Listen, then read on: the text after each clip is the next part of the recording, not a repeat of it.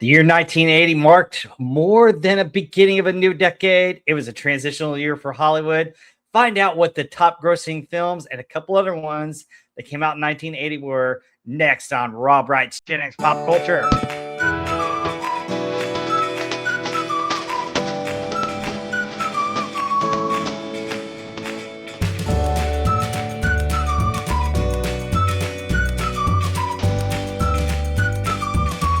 Hey, welcome back to Rob Wright's Gen X Pop Culture. And today we're going over the top 10 grossing films of 1980. Yes, 1980, the year that brought us some really good blockbusters, a lot of good comedies, and a lot of fun. So the blockbuster era launched by Jaws and Star Wars was now firmly established. That was in the mid 70s. Movie studios were searching for their next major franchise, but audiences were still turning out for comedies, dramas, musicals, biographies, and old-fashioned star vehicles. Yes, the star power is in full effect here in 1980. And there are a lot of big movies that you'd be surprised weren't huge hits. And let me bring some of the images to the screen. All right, so 1980 gave us films that are considered classics, including The Shining, Raging Bull, You Didn't Knock Me Down, Ray, Caddyshack, which I absolutely love, one of my favorite sports movies and comedies of all time. Friday the 13th is a horror classic. Flash Gordon is just a sci-fi cheesy film that I absolutely love. The Elephant Man was interesting. Fame, Urban Cowboy, and Ordinary People. But none of these were top grossing films of 1980.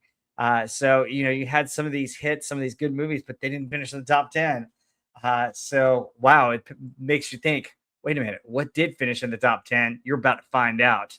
So the top 10 included Space Fantasy, which 3 guesses what that is, country music, car chases, military comedy, workplace satire, and one of the most unusual romantic dramas to ever become a major box office success. So today we're counting down the 10 grossing films of 1980 at the North American box office. The figures in this video are the original reported theatrical totals and are not adjusted for inflation because older box office records can vary slightly. If we adjust for inflation, you might get something different. And they can vary between sources, and some totals may occur later theatrical earnings on reissues. So if a film gets reissued, you may increase it. So let's start our countdown at number 10. I know I don't have a transition slide, but let's get to this. This one's one of my favorite comedies, starring John Belushi and Dan Aykroyd. It's the one, the only. You've seen them from Saturday Night Live, but now they got their own movie, The Blues Brothers. Got a 6-pack of smokes. It's night. We're in a car driving with sunglasses. Yes. It was directed by John Landis, who has directed some amazing comedies in his career, and this is a good one. Starring Belushi and Aykroyd, both of Saturday Night Live fame. The film grew out of the Blues Brothers characters that they had created for that program, Saturday Night Live. And it made the first feature film about characters who originated on the program. So this is the first Saturday Night Live movie. There would be several different ones to come to follow. We've grown up with some of them. It's great. The story follows Jake and Edward Blues as they attempt to raise enough money to save a Catholic orphanage where they grew up. We're on a mission from God. Their solution is to reunite the band and put on a show. Yes, we're putting the band back together. One of my favorite scenes is probably that scene where they go to the fancy restaurant and they're trying to get one of the guys for the band back. He's the maitre d', and they go and sit down and start doing all kinds of stuff. How much for your wife? How much for your girlfriend? it's bad. It's awful. But it's hilarious. It's just a lot of fun. The music is great in this. Carrie Fisher is an interesting cameo. And it's a lot of fun. They're chased by police officers, country musicians, neo-Yazis, because you can't say the real word. and the mysterious woman played by Carrie Fisher, who I mentioned, who attempts to kill Jake repeatedly with all different kinds of weapons, and they keep getting more and more bizarre. The movie is remembered for its spectacular automobile destruction. Oh yeah, that's a great car crash scene. More than 100 cars were reportedly used during the filming, and the final chase through Chicago became one of the largest, most chaotic car chases ever to be put on film at the time. It's awesome. I love it. You know, there's a debate whether it's a comedy or a chase movie. I think it's both, and I think the comedy is part of the chase. Um, yes, we're the good old Blues Brothers band. But yeah, this movie's a lot of fun. I love it. We did cover it on Pop Culture Breakdown at one point on Doomcock's channel. Just so you know, it's also a celebration of blues. You've got James Brown, Cab Calloway, Ray Charles, Aretha Franklin, and John Lee Hooker in the film, making cameos, which make it extra special, especially for those of us that are very much into classic music and like the blues. And I dig the blues. It's great. And those musicians are fantastic. Film was expensive, difficult to produce, and received mixed reviews when it opened, but folks flocked to this, and it made over 57.2 million domestically and developed an enormous following through television, home video, and repeated theatrical showings. Today, many fans consider it one of the greatest musical comedies ever made. So here we go with the Blues Brothers coming in at number 10. Number 9 is an interesting one. What do you get with the Grease director and a budding star and Brooke Shields? Well, you get an unusual movie, and it's actually a remake, The Blue Lagoon. And it was directed by Randall Kessler, who had directed Grease. It starred Brooke Shields, a very young Brooke Shields, and Christopher Atkins as two young people stranded on a tropical island. After surviving a shipwreck, the two children grow up largely isolated from civilization. As they reach adolescence, their friendship develops into a romantic relationship. Story came from a 1908 novel by Henry DeVerde Stackpole and has already been adopted for the screen several times. Yeah, it's a remake. The 1980 version was marketed largely around its tropical scenery, romantic atmosphere, and the presence of Brooke Shields. Yes, she was already one of the most recognizable young stars in the world. The film's subject matter and portrayal of youthful characters generated considerable controversy. Critics were negative, but audiences were curious. The curiosity turned into strong ticket sales. It had a domestic gross of around 58.9 million. Blue Lagoon became one of the biggest commercial successes and surprises of the year. Also helped make Christopher Atkins a major teen idol and strengthen Brooke Shields' position as one of the most famous young celebrities of the era. It's a good example of the difference between critical reception and commercial success. A movie does not have to be embraced by critics to become a cultural phenomenon. Yeah, I mean, Brooke Shields was hot, and I've seen this movie in passing. It's okay. It's an interesting take, but it's all about Brooke Shields, and she's pretty hot. Anyway, next up is the first of a few sequels that we got in 1980. This sequel reunites a few people in a chase comedy movie, not unlike the Blues Brothers, but we have Smokey and the Bandit Part 2. Burt Reynolds returned as a Bo Bandit, Dareville, with Sally Field as Carrie, Jerry Reed as Cletus, and once again Jackie Gleason as Sheriff Buford T. Justice. The original Smokey and the Bandit had been a massive success. It was a surprise film, finishing only behind Star Wars in 1977 at the domestic box office. The sequel attempted to recreate the formula with another cross-country mission.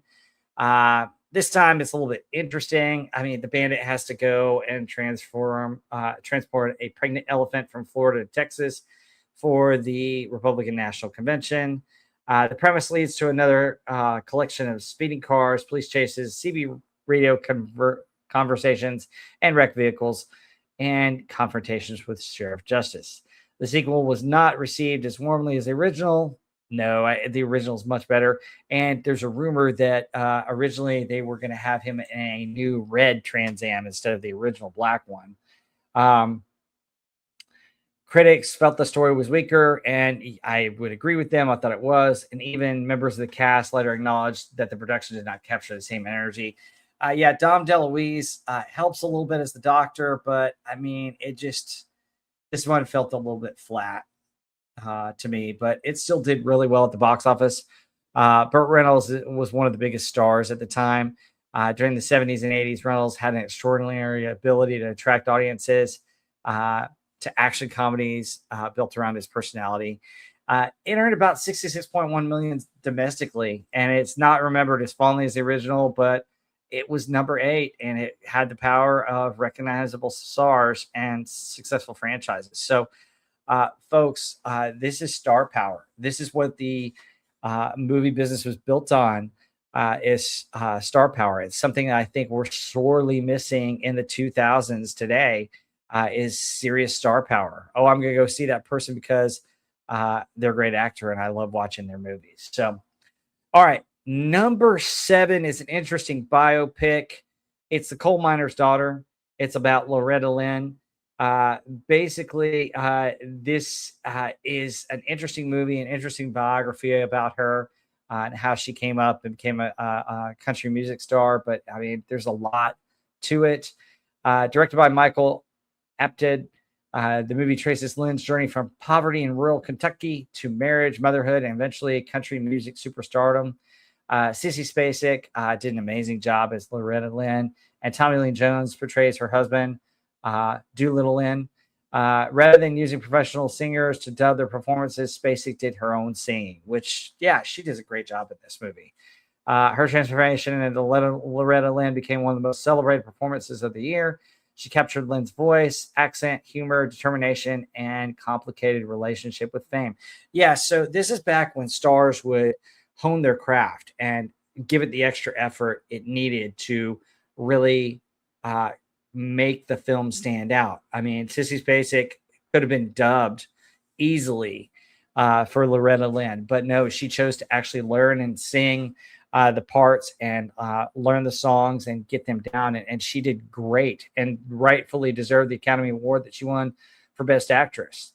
The film also received several other Oscar nominations, including Best Picture. But what makes The Coal Miner's Daughter stand out is that it was an honest portrayal of Loretta Lynn's life. It's not a glamorous rise to fame story. It shows, poverty, marriage, jealousy, exhaustion, personal sacrifice, and the strain that success can put on a person and a family, which is great. That's what movies should do. You should have a character. You should have an actor that's totally committed to the part. You should have a script that allows them to grow and breathe, and a movie that tells a story that shows a journey, and that's what this movie does. It appealed to the beyond traditional country music audiences. The movie earned approximately 67.2 million domestically, making it one of the most successful musical biographies of all time. Its success provided adult dramas and character-driven stories could compete with large-scale spectacles and broad comedies. Yes, and I would say that some of these musical biographies, including this year's Michael, and a couple of others, you had Rocket Man, and then you had the one about Freddie Mercury, all do really well. So I think if it's done right and we show the struggle and we show the true story of these people, it really can be a successful formula for Hollywood. You just have to have a good actor and good script. So, all right, let's get to number 6. And number 6, Goldie Hawn just took this one. I remember seeing this movie and having it on tape. It's Private Benjamin. Goldie Hawn just is hilarious. I think that the late 70s and early 80s were her time to shine, and she did a great job in this film. She plays Judy Benjamin, a sheltered and wealthy young woman whose husband dies on their wedding night. Wow. Emotionally devastated and uncertain about her future, Judy is persuaded by an army recruiter that military service will resemble a relaxing vacation. Really? Really? You think so? No. She quickly discovers that basic training is nothing like the description she was given. The film begins as a fish out of water military comedy with Judy struggling against discipline, physical training, and intimidating Captain Lewis, played by Eileen Brennan. Eileen Brennan was pretty good in this movie. But the movie gradually became a story about independence. Judy has spent her life allowing others to define her choices. The army unexpectedly gives her an opportunity to rediscover who she is and what she actually wants with her life, which is awesome. Goldie Hawn has already been known for comedic talent. Yeah, I love Goldie Hawn. I think she's a great actress. I really do enjoy her and a lot of her movies. She's naturally funny. And it's just, she's very down to earth too. Private Benjamin gave her a role that combined humor, vulnerability, and personal growth. Hawn received an Academy Award nomination for Best Actress. Eileen Brennan received a nomination for Best Supporting Actress. So both of them were really good in these roles. It earned about $69.8 million domestically.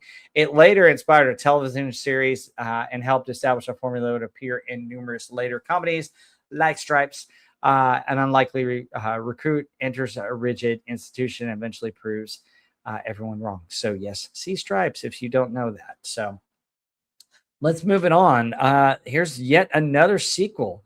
Any Which Way You Can, starring Clint Eastwood and an orangutan named Clyde. So it's a sequel to Every Which Way But Loose. Eastwood returned as Philo Bedode. I always called him Phil. Phil Bedode, a truck driver and bare knuckle fighter who travels with his friend Orville and his highly intelligent orangutan.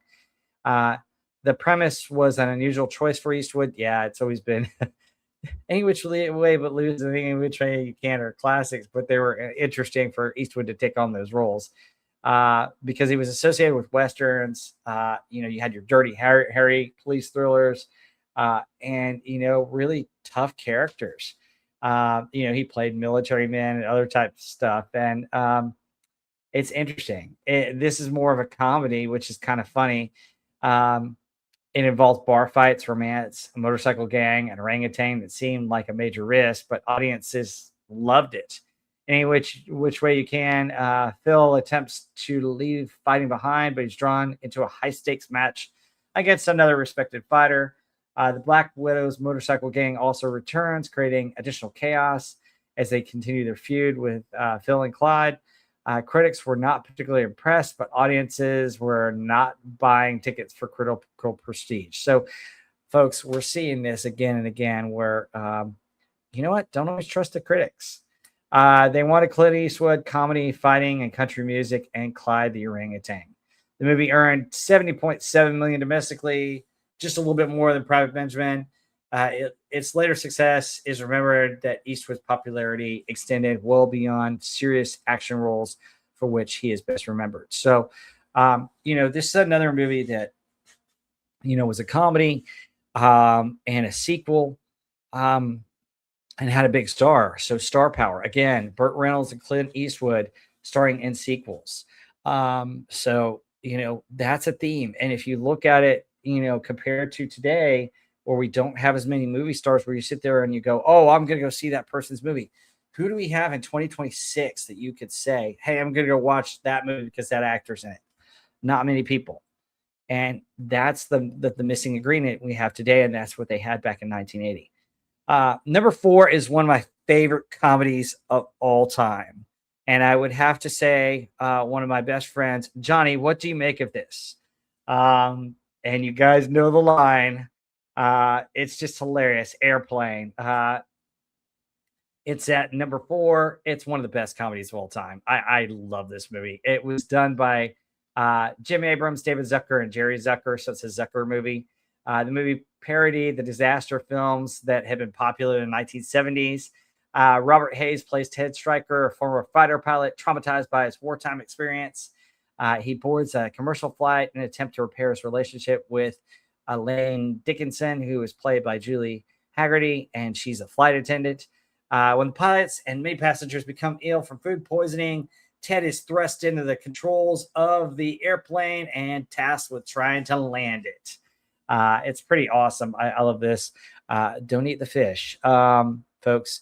And then one of the funniest scenes on here, and I've got a picture over here, is Kareem Abdul-Jabbar is in this movie, and he plays Roger Murtaugh, a pilot, and there's some inside jokes with it, and it's just a lot of fun. There's so many funny jokes on this.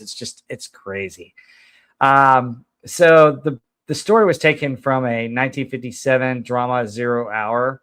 The film makers transformed the material into nonstop barrage of jokes. Um, and the funniest thing is it cast actors known for serious roles. One of the biggest ones was Leslie Nielsen.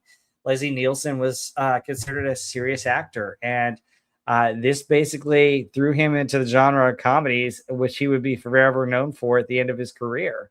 Robert Stack's also in this, Lloyd Bridges, Peter Graves. It's just funny because they delivered dialogue with sincerity, and don't call me Shirley. That's a famous line.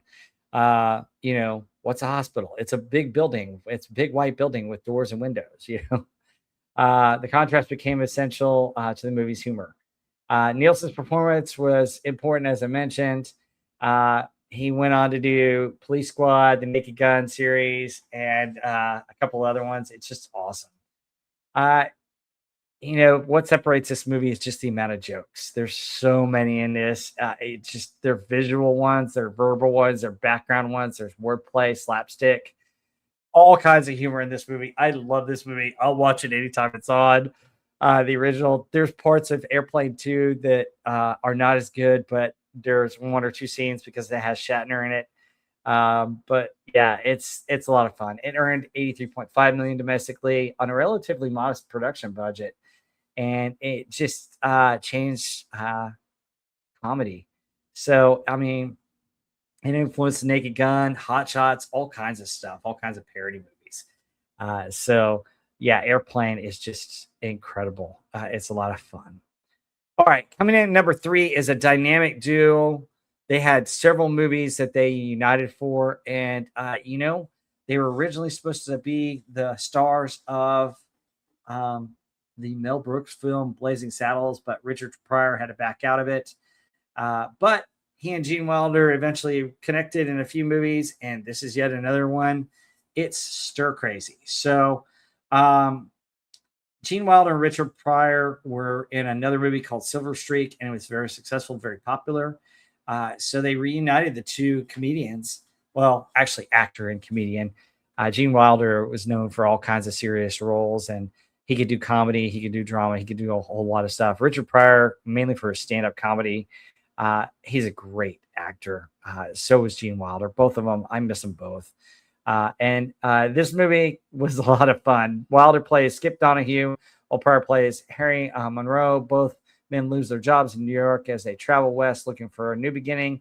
Unfortunately, they are framed for bank robbery and sentenced to astonishing 125 years in prison. Inside prison, Skip discovers he has natural talent for riding rodeo bulls. The prison warden hopes to use him in the annual rodeo competition, while Skip and Harry begin planning an escape, which is kind of funny. I mean, he can ride bulls, so he's kind of like his character in Blazing Saddles. The interesting thing is the director. You'll never believe who directed this movie. One of the greatest actors of all time, Sidney Poitier, whose successful directing career is sometimes overshadowed by his legendary work as an actor. The chemistry between Wilder and Pryor was one of the great strengths and why audiences came in to watch it. Again, we're seeing star power. Star power brought to a movie that may not be the greatest film ever, but we got two good stars. Wilder brought nervous optimism and an unpredictable energy, while Pryor provided sharp reactions and streetwise skepticism. Their contrasting personalities made the simple conversations entertaining. Stir Crazy became a major holiday hit, earning approximately $101.3 million domestically. It was one of the first films directed by an African-American filmmaker to earn $100 million at the North American box office. Wow, it's pretty awesome. And the fact that Sidney Poitier directed it. I didn't know that he directed this one. I'll have to look up some of the movies he's directed. Wow, I did not know that he had so many credits to his directing talent. But Sidney Poitier was one of the most successful actors of all time. I really, really think highly of him. Success for confirmed Wilder and Pryor were one of the most commercially successful comedy duos there. So that's awesome. Coming in number 3 was Stir Crazy. All right. Uh, Dolly Parton had so many hits in the 70s and early 80s. Why not make one into a movie? Here we go. At number 2 is 9 to 5, starring Dolly herself, along with Jane Fonda, Lily Tomlin, and Dabney Coleman. And poor Dabney Coleman. This movie is hilarious. Basically, what happens when a few ladies get very fed up with their overbearing boss. So it's 3 women working for a large corporation under Franklin Hart Jr., a arrogant, dishonest, and a deeply sexist executive. Yes, he treats them badly. Fonda plays Julie, a divorced woman entering the workforce for the first time. Lily Tomlin plays Violet, an experienced and capable employee who is repeatedly denied advancement. And Dolly Parton plays Dora Lee, Hart's secretary, who faces gossip and harassment because Hart has falsely suggested they're having an affair. After fantasizing about taking revenge on the boss, the women accidentally believe they have poisoned him. Their situation quickly escalates into kidnapping, workplace rebellion, and plan to transform the office while Hart is being held captive. Yeah, this movie's crazy. The film connected with the audience because comedy was rooted in recognizable frustrations. Many viewers understood what it was like to work for an incompetent supervisor, being denied recognition, or feel powerless inside large organization. Yep, and times haven't necessarily changed. Dabney Coleman becomes a perfect comedic villain, while Fonda, Tomlin, and Parton created an unforgettable team. The film also marked Dolly Parton's movie debut. Her title song, 9 to 5, became a #1 hit and one of the most recognizable songs of her career. The movie earned approximately $100.3 million domestically, narrowly defeating Stir Crazy for the second place. Its themes of workplace equality, harassment, flexible working hours, childcare, and equal pay remain surprisingly relevant. Yeah, in today's culture, there's always stuff about the workplace. But enough said about that. And at number 1, numero uno, The Big Cheese. Who could guess it? Do you guys know it? Yeah, it's my favorite movie of all time. It's Star Wars Episode 5, but it wasn't called Episode 5 back then because it was just simply known as The Empire Strikes Back. Yes, one of the highest grossing movies of not only 1980, but it's one of the biggest ones of all time. Considered one of the best movies in the Star Wars franchise, if not the best, always in the top, usually 2 or 3. It was the highest grossing movie of 1980, and it was way, way higher. Take the last movie and more than double it, and you have the 209.4 million that The Empire Strikes Back did this. And this is 1980 money. So if you look at that today, it's quite a bit more. But if you look at it, the second place 9 to 5 was 103.3 and more than doubled that. I mean, crazy numbers. So it wasn't even close. So the 209.4 million was more than double 9 to 5. Unprecedented success of Star Wars in 1977. Expectations were enormous. So rather than simply repeating the original movie, Lucas turned to one of his friends and mentors, Irving Kershner.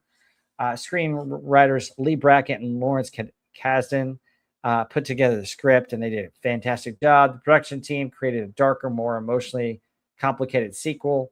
There's a reason why it's my favorite movie of all time. I love this movie. The Rebel Alliance is driven from their base at Hoth. Han Solo, Princess Leia, Chewbacca, and C-3PO fleeing the Empire in the Millennium Falcon. Meanwhile, Luke Skywalker travels to Dagobah to meet the mysterious Jedi Master Yoda. And I remember seeing this for the first time in the theaters, and I just was taken aback and loved every minute of it. The cool thing is we saw it on opening night, and there was a guy dressed as Darth Vader outside and a guy dressed as Boba Fett, who is the first appearance in the movies of Boba Fett because he appeared in the Christmas special, and the less said about the Christmas special, the better. But it was awesome. It was so cool. Uh, so Luke travels to Dagobah to be trained by Yoda. The story eventually brings all the characters together in Cloud City, where Han is betrayed by a newcomer, uh, Lando Calrissian, and frozen in carbonite. Luke confronts Vader and discovers the truth that changed the saga, the secret that nobody knew, that everybody was shocked by, the revealing, no, I am your father. Yes, Darth Vader is Luke Skywalker's father. And today, the revelation is part of pop culture. In 1980, it was genuine shock. Like I mentioned, it introduced Yoda, explained the nature of the Force, strengthened the relationship between Han and Leia, which is, really cool. The love story actually works because it's a chase scene and you have two people in an intense situation coming together. Transformed Darth Vader from a more powerful villain into a tragic figure with a personal connection to Luke. Yeah, kind of. Um, it's interesting. So let me just talk a bit about the production as we wrap up here. It was difficult and expensive. Probably cover this individually later on. Filming in Norway created severe weather challenges, while Dagobah sequences were done on elaborate sets. The movie went way over budget, and George Lucas basically financed it himself. Yes, guess what? Lucas really was able to finance it because he had all the rights to the toys. Yes, all the toys I had as a kid, George Lucas was responsible for them.